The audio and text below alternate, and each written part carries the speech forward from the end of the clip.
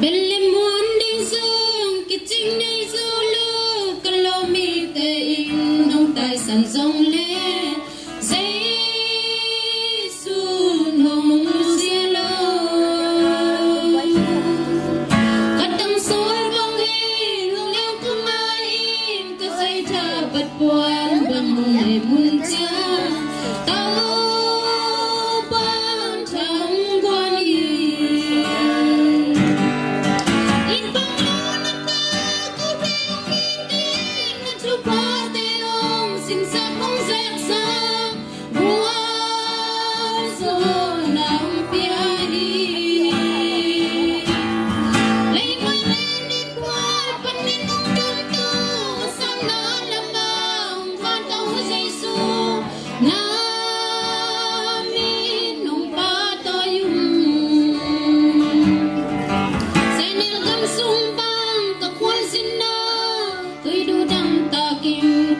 chung lại ta chỉ tôi nồng đón sắc đi